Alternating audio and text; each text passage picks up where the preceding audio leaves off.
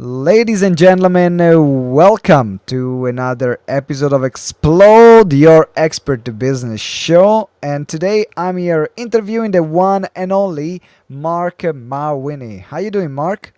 I'm doing good, Simone. Your name's fun to say. Not just Simon, it's Simone. It's fun to say. You're the first person ever that said that my name is fun to say. Most of the time people will curse me because they cannot Yeah. pronounce it, or they will find very, how can I say, entertaining ways to pronounce my name. I'm Um, sure you've heard it all. yeah, I've heard it all. I've heard them all. But we're not talking about my name, Simon. We're talking about how do you grow your business. But before we go into your story and what got you to where you are right now, I have a question for you. Now, Sure. you called your podcast Natural Born Coaches. What was the reason why you called it Natural Born Coaches? I'm sure there is a thinking behind that. Mm. So when I was launching my podcast, I wanted to have my keyword in the title. So I wanted coach, coaches, coaching, something like that in the title. And I couldn't for the life of me come up with the title for this podcast because everything was either taken, like the URL, so it wouldn't work or whatever. And here's a little tip that could help your people if they're trying to name a podcast, a program, a book, anything.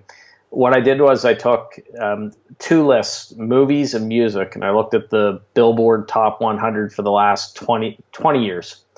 And what I was doing was I started with music, and I went down every single year looking at those top hits, and I was inserting my keyword in the song titles and in the band names. So I was putting coach, coaches, or coaching in there. Nothing was working. Now, thank God I didn't do this. I almost named it New Coaches on the Block, and thank God I didn't. I used to own that URL. If anyone wants to grab it, I think it's free now. So I went through all the music, nothing worked, and then I got to movies, and I started, this was in 2014, so I started 2014, 2013, 2012, nothing was working. I got down to 1994, 1995 or whatever, and I came to Oliver Stone's movie Natural Born Killers, and it inserted coaches into there, Natural Born Coaches. And Bang. then I had the most nerve-wracking 10 seconds that any online entrepreneur has. That's when you go over to GoDaddy or wherever and check to see if the URL is available. And you push a button and you're like, ah, come on. Luckily, it was available. Bang, there we go. That's how I came up with Natural Born Coaches. That's such a great story. Thank you very much for sharing. I'm glad you asked it. Yeah. I was curious because a lot of time we all have our reasons why. Sometimes it's a very deep metaphysical reason. I've downloaded this name from the star and it was written in Yes. my Akashic records.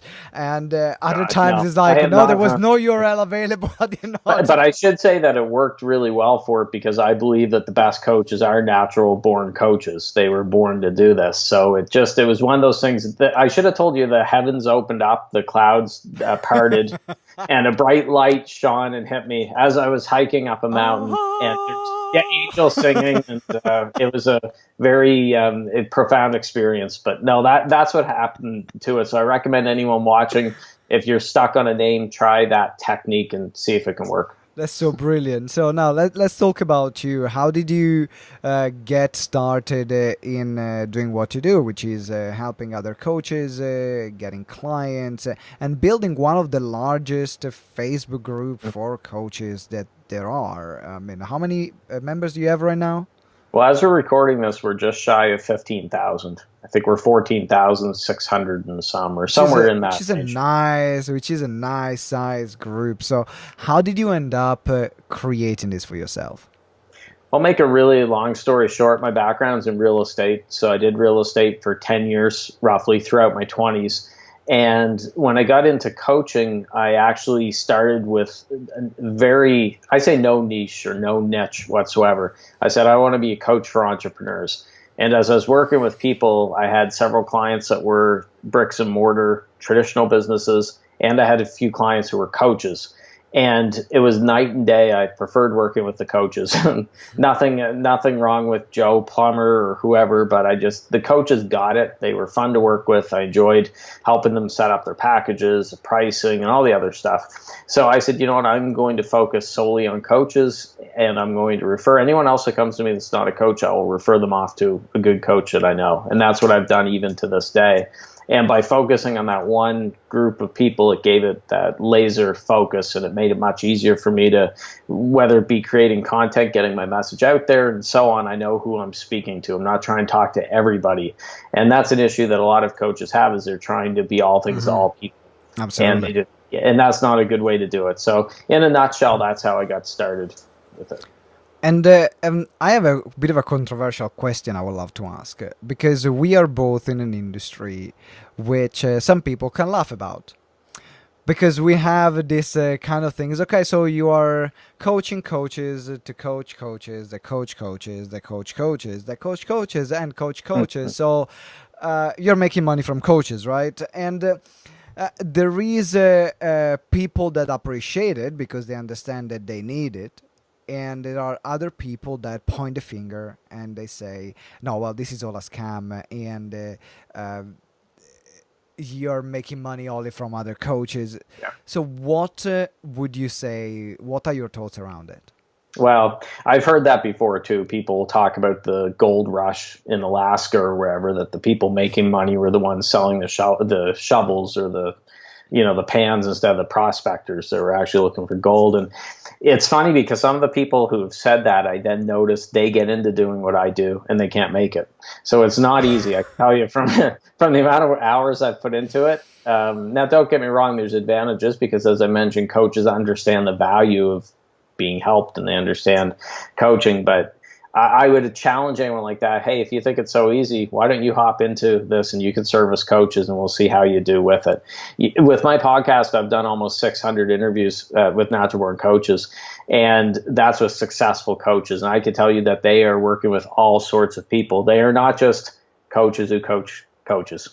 We're going to set a record for the number of times we can use the word coach in a 30-minute interview. But there are people who are health coaches. They are people who are working in the sales field. They're working with traditional bricks and mortar businesses, relationship coaches, blah, blah, blah.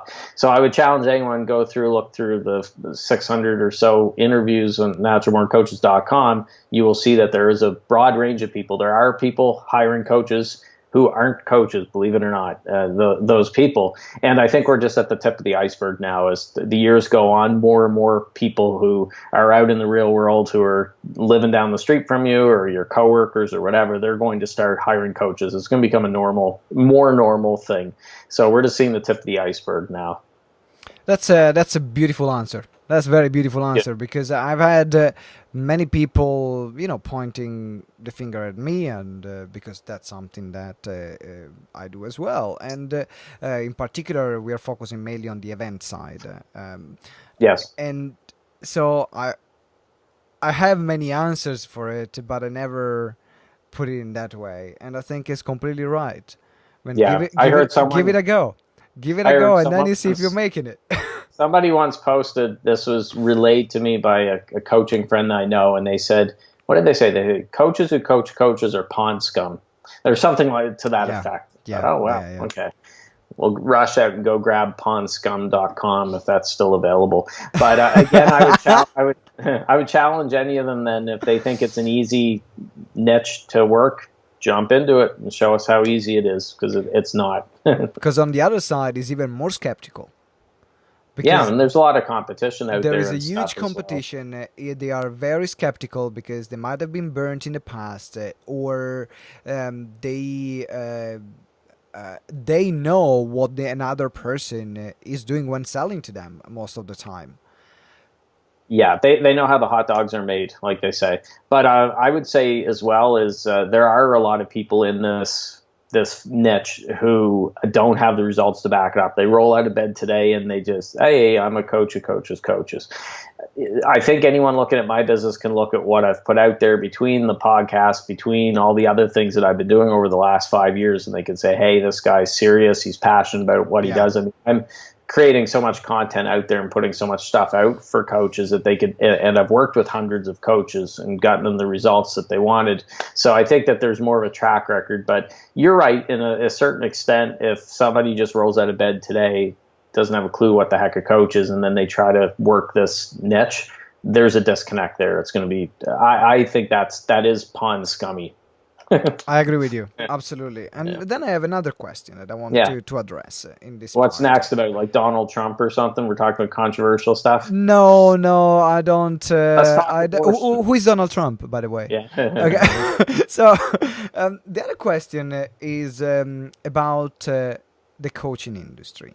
Because you are very involved and you're very passionate about the coaching industry. And everyone that I met, that we are common friends, they always recommended you because you have the industry, like you care about the industry as a whole. You not just care about your business, but it's a care that you have about the industry as a whole. And that's something that I have too. That's why I connected with a lot of your messages that you were putting on your Facebook group and a lot of your content that you put online. And the other question that I have is, a lot of people are saying that, the word coaching now is so overused that you shouldn't use it anymore. Or the word coaching is dead. No, don't call yourself a coach, because people are going to not work with you just because you call yourself that. And now it's going becoming like I'm a multi-level marketer, I'm a coach. So there is this trend which is popping up and people that are saying it. What are your thoughts around that side? I've noticed the same discussions going on. I think it's kind of silly. If you're coaching, don't be afraid of saying that you're a coach. I see so many, I talk to people and they'll say, well, I'm not a coach. I'm a manifesting bitch boss babe or whatever. Okay, well, you're a coach, right? I was in an airport in San Diego. I went into a bookstore and I put this up on my Facebook because I took a picture on this bookshelf. 3 or 4 straight books had a play on bitch boss babe. That's what they all said. And I thought, that's a new thing now. It's not coaches who coach coaches. It's bitch boss babes. I don't know. But if you're a coach, you're a coach. And don't worry about it. You got 7 point something billion people in the world. You need very few of them to have a successful coaching business. If someone's not going to work with me because they put their nose up about the word coach, then I don't want to work with them anyways. But with 10 clients, if you're charging what you should be charging, you can have a very successful business. Now, you're going to kill, some of your viewers are going to kill me if they're in network marketing. I'm not a fan of network marketing, so I take offense to be dumped in with network marketers. But anyways, not saying they're all bad people. It's just not my thing with it. And I think coaching is very powerful. It can change lives, and we shouldn't be ashamed of using that word. Thank you for sharing. I really appreciate it. Yeah, now you're going to get a bunch of hate mail from network marketers. Or well, you know what? I don't... I think personally on this matter is less about the person and is more about how they apply their business, because I've known some very successful network marketer and they are incredible people and have built great businesses. And then I've met other network marketing that is like, please stop whatever you're doing because you're destroying your industry. And I think that we can use the same in the coaching industry. You find great coaches that you respect and you value, and you see the work and the ethic that they put behind every single thing that they do. And then you see others that they're like, oh my God, like why are you even doing this? Well, my background, like I mentioned, is in real estate. So I was a real estate agent for a decade. You want to talk about being called pond scum. Real estate agents are down around politicians, used car salesmen, or whatever. So it was actually a step up for me to go from real estate agent to coach. Can I go from waiter? I went from waiter to coach. Yes.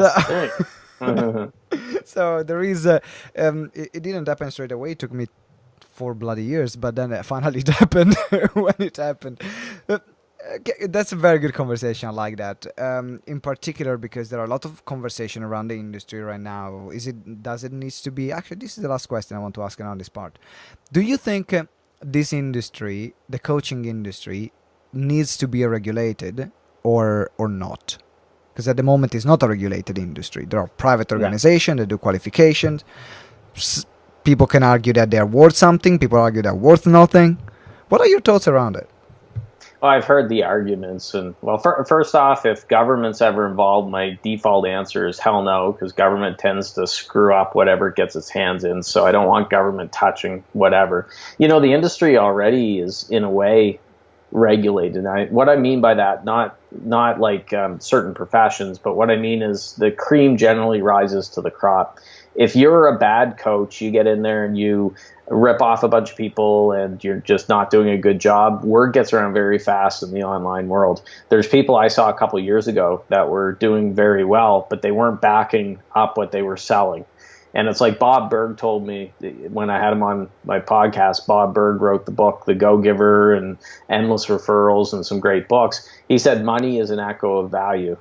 So you have to have, to get money in your bank account, you have to be providing value. So those, the pond scum coaches who are the salespeople, great at selling, but they can't back it up. Sure, they're going to get some sales there, but they're not going to get any repeat business, any referrals or anything like that, and they're going to work their way out of the industry. So in a nutshell, no, I guess that's my answer, is not the regulation, the traditional sense of the word. And I mean, we could get into a whole discussion about certifications and stuff like that. I don't have a certification. The School of Hard Knocks is my certification. There's good coaches who have certifications. There's bad coaches who have certifications, and vice versa. Good coaches who don't, and so on. So, there it is. We could do a 5-hour podcast on that. Yeah, we can move to the next topic now. So thank you for sharing your point of view. These are questions every now and then I love to ask because I have my opinions. Everyone else has their opinions, and I think it's important that we care about this industry and we keep those conversations alive personally. So now the question is about you and the way you grow your business. What's working right now in growing the business that you have? Because you've been able to have a fair amount of followers, fair amount of clients, fair amount of business success, the podcast and everything. So what's working right now in your business that you're saying, okay, these are the things that work the most? I'd say daily emails are a big thing. So I started daily emails in the spring of 2016. I have not missed a day since then, and I won't miss a day unless I get hit by a bus or something crazy like that. But daily emails, I think, are incredible.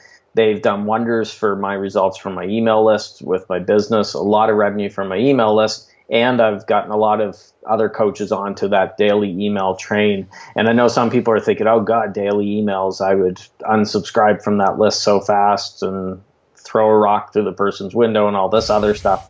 They work. It takes a bit of a leap of faith because a little voice in your head will be thinking, oh God, I can't do daily emails. I highly recommend it. So daily emails is something that has changed my business. It's a huge part of what I do. Email isn't dead. Don't believe anyone who says that. And daily emails are the way to go. Don't.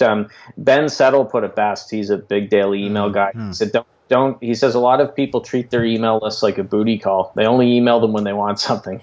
So it's Sunday morning at 1 a.m., 2 a.m. They're it's like texting that girl you want to hook up with or something. That's not the way to treat your email list. You email them every day, and don't be afraid to sell, by the way. If you're entertaining them, you're telling stories, giving them stuff. You want them to open the emails. Don't be boring, but don't be afraid to sell either. And I highly recommend daily emails. Is there any particular strategy that you follow when you're sending your daily emails in terms of content, time of the day that you found working really well for you? Well, I say send them the same time of every day, but there's no magic time. So whatever time you pick, stick with it. I send my emails out at 7:30 a.m. Eastern time every single morning. And then there's some days I do multiple emails. If I'm doing a promotion, doing something, I could send upwards of 6 or 7 emails a day. Not usually. But at 7:30 a.m. Eastern time zone, that goes out. And the cool thing is people will get accustomed to seeing you in their inbox. So I remember last year I had an issue with A. Weber. That's who I do my email with. There was a glitch and there was a delay of a few hours for that email to go out. I was getting emails from my subscribers saying, where's your email today? They thought I unsubscribed them from my list. One of them thought I was doing a social experiment. I'm like, nope, there's a tech glitch with Aweber. And it would end up going out a few hours later and everything was fine. But that shows how people get used to seeing Marc or Simone in their inbox every single day. So I highly recommend don't get too hung up on trying to pick this magic time or anything like that. I know some people who send them out at 10 p.m. consistently. Just pick a time and stick with it. I mean, a few other tips is you don't have to do 10,000 word manifestos. Mine are generally upwards of, they might be 200, 300 words tops. I tell a story or I give some sort of nugget there, and then I transition to the call to action. By the way, after I tell a story, by the way, I go over this in greater detail in module 3 of my blank program. More details here or whatever. And is the call to action always a sales call to action, or you alternate a call to action with one day there is a sale, one day there is a link to a blog post on the website or to a post on the Facebook group? What do you what's your strategy around it? Usually it is to usually the last 2 weeks of the month, I hit my print newsletter heavily, Secret Coach Club. So it's sending them to secretcoachclub.com. That was my sneaky way of putting a plug in here for Secret Coach Club. The first 2 weeks of the month are more if I'm doing a joint venture with someone or a webinar, I'm sending them there. The odd time I'll send them to one of my podcasts. That could be the call to action. But usually it is a sale. And a lot of coaches are afraid to sell. I say you have to sell to help. And unfortunately, a lot of coaches can't get past that, and that's why they're struggling. So don't be afraid to sell. I say ABO, always be offering. Yep. Who are your biggest influencers that you followed where you took inspiration of using this model? So you already mentioned Ben Settle. Yeah, Ben would be one of them because, as said, he got me into the daily emails. I had him on my show a few years ago. The late, great Gary Halbert is one of them, the Prince of Print, really big in the copywriting world. I recommend anyone check out Gary Halbert's stuff. So they've been some big influences. What else do I have? Sean D'Souza. I just did a joint venture with Sean. He's great. He's with Psychotactics. He has some really cool stuff. So Sean D'Souza is another one. One of the things I've done is, how the online world, there's so many voices. You could very easily be on hundreds of email lists and following all these people. I try to be very selective with who I follow. If it's someone like a Ben Settle or someone like that, I will follow them. But I don't follow hundreds of different people because, frankly, most people online are full of it. So I go with quality over quantity. And that's another rule, which is good for any. I now take the approach, because I'm in my 5th year of online business, I assume someone's full of it unless they prove me wrong. So you're not full of it, Simone, but anyone else who approaches me, they have to prove themselves to me. I think they're full of crap until they prove otherwise. Well, thank you for trusting the work that we put in. I have another guy because I'm using that's why I was very interested in the 1 email a day model, because it's the one that I use as well. And I've been using it for the past 2 years. And I think the first 2 months is getting used to with the complaint and people saying too many emails, and then getting used to the fact of, if you don't like you can unsubscribe kind of answer. And then the other was to look at different strategies, different call to actions, different sales points. And yes, it works like wonders. And so a guy that I'm following is Ryan Lee. Yeah, I know Ryan. Well, I say no, I'm not. I've done a training for his Freedom community once around print newsletters, so I know of Ryan. I've seen your training, because I did a training. I did a couple of training for him on selling from the stage and selling from seminars. And he's a big daily email guy. At his coffee shop every morning, he's saying what he's drinking. He's sitting at his table. His coffee shop, so you know where he's at. You know this coffee shop, and this coffee shop closed down. Actually, the coffee shop closed down, and you had to change. Damn it. But this is the kind of level of relationship that you build by sending an email a day. And what you said that was brilliant is that people are getting used to see you on their inbox. So even if they don't open the email, they still see you. It's still branding. It's still you are there at the back of their mind. So then when they need, you will be there. And I give this example. I think I bought a program from James Wedmore. A YouTube program 3-4 years ago. The reason why I bought from him it is because he was sending me every day an email, and Yeah. I've been on his email list for about a year and a half and not even opened one email. Then I opened the email, I got on his webinar, I bought the program. Yeah. Fun fact, my brother edits James' podcast. So I have a twin brother. Really? Yeah, he does James' podcast. So I've had people who bought from me. They said, Mark, I give up. I just bought it. I just, because the approach I take, I call it the casino strategy. So if you've ever been in a casino, this is a good example. About a year or two ago, I won nothing crazy, a few $100s at the casino. I went to collect my winnings at the cage at the back, and then I went to turn around to leave the casino. And they make it as difficult as possible to leave the casino. You've got rows of slot machines going in different directions. It's like a maze. And they get the flashing lights, the cool slot machines. You get the Walking Dead slot machine. Oh, there's Willy Wonka, and it's got the bright lights, the sounds, and people cheering and all that stuff. And casinos, they do that for a reason. They don't want you to be able to escape that casino before you pay money, all your money to them, right? So for me, and anyone creating content online, I say to do the casino strategy where people can't turn around without bumping into Mark. They're on my email list. In a perfect world, they're on my email list. They're in the Coaching Jungle Facebook group. They are connected with me on LinkedIn. They're all over the place, listening to the podcast. They're seeing me when they close their eyes at night to go to sleep. They're seeing my face there. I'm haunting them in their dreams. That's creepy. That's creepy. Yeah. That's creepy, but necessary. Yeah. Now I heard somebody give some really bad advice last week, where they said don't create too much content. It's better quality over quantity. It's better to put out something good once a month as opposed to just a bunch of stuff every day. I disagree with that. You have to put out good stuff, don't get me wrong, but it doesn't have to be the meaning of life every day. If you're only putting something once a week, once a month, I don't care what it is. It could be the best content in the world. It's going to get drowned out online. There's just way too much noise out there. And it's changed a lot even since 2014 when I started. Yeah. You look at brands, if they stop doing ads, people will stop buying from them. And I think you need to treat yourself like a brand. Look at what other brands do. They are in your face every single time. Yeah, I talked to a coach a few years ago who had a really good year, and she decided to reward herself by taking the first 3 months of the following year off to go to a sunny, warm island somewhere. She said, I'm going to take January, February, and March off. I'll be back at it in April, and the results I got from this year will carry me over. It's only 3 months. And she told me that she had to start her business essentially from scratch when she came back in April. Everything she had built up, that momentum stopped over the 90 days. So maybe I'm a little paranoid, but I've been through a business closure before. I've been through a couple in the real estate world. So I don't want to rest on my laurels and think, oh, I could take my foot off the gas now. I am I'm paranoid when it comes to success. I want to keep pushing. I could never take 3 months off like that. And I always remember her story, which she stopped the ads and the content and everything else. Bang, everything dried up. Yeah, and right now we are.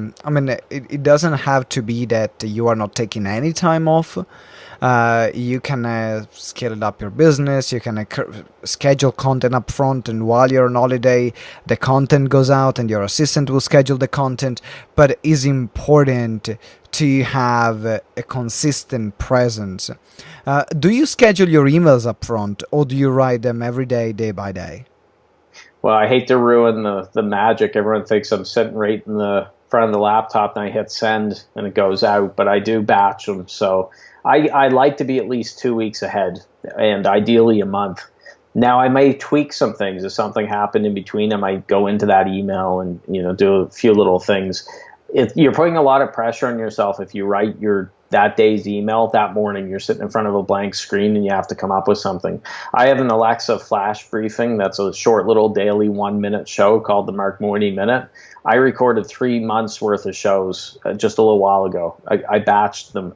That way I'm not sitting down in front of the computer and having to record all that. So I do batching all the time, whether it be emails, podcasts, Alexa flash briefings, or so on. I highly recommend doing it that way. Yeah, it makes your life much easier. Your life much easier. That's something I still need to get used to, because I'm writing my email every single morning. I wake up. Yeah. That's part of my daily routine. But I feel it's like getting my coffee. I wake up and I'm writing my email.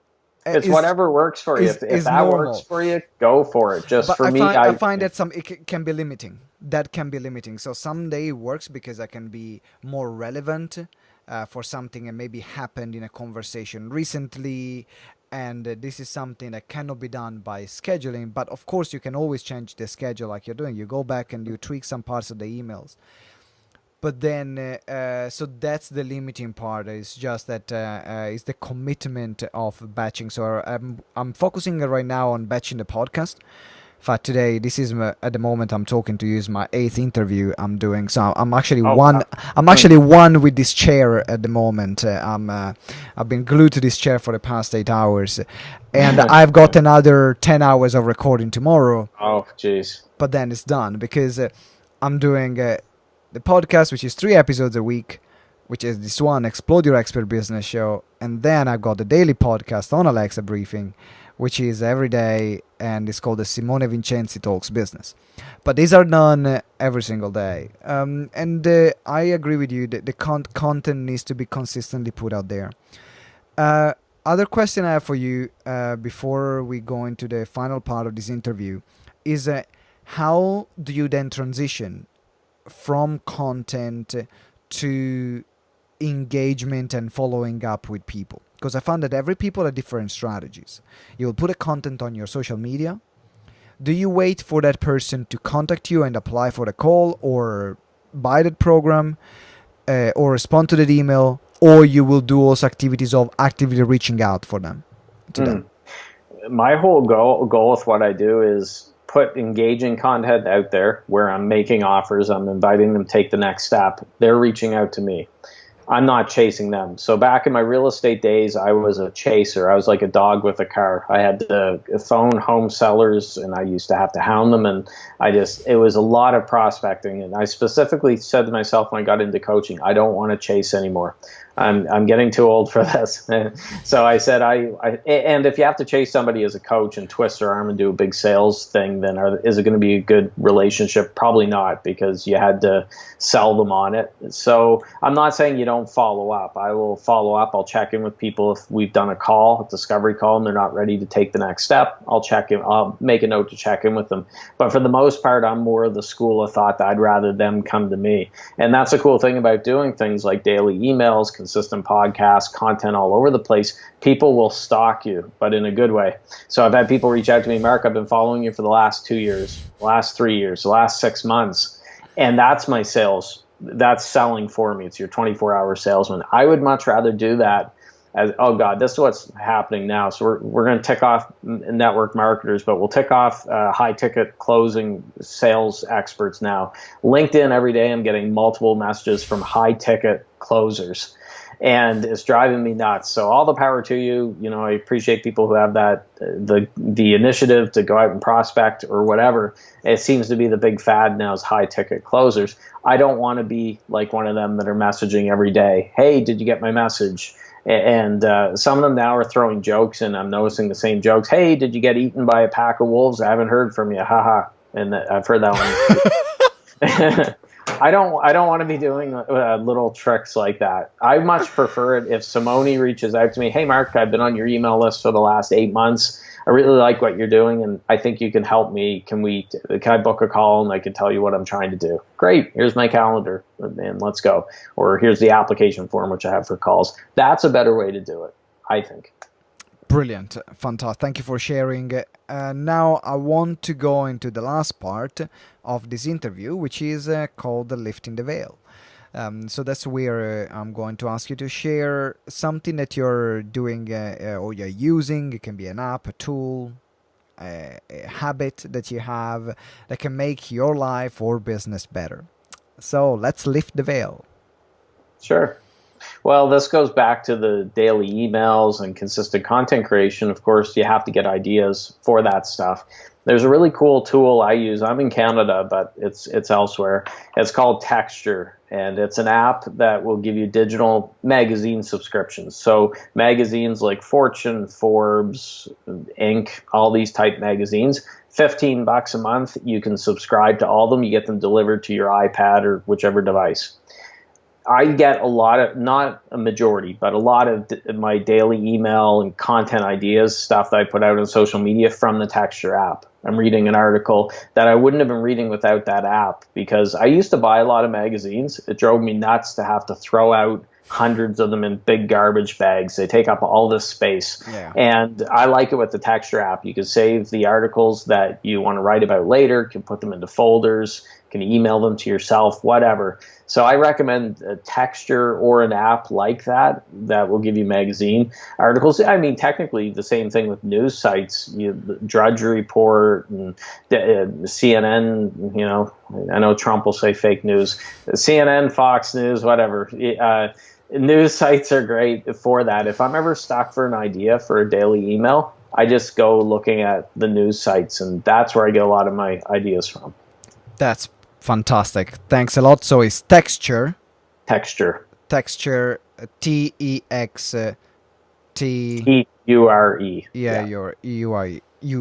Fantastic. So guys, there's going to be of the Texture app as well in the show notes, where you can give it a go and take it for a ride.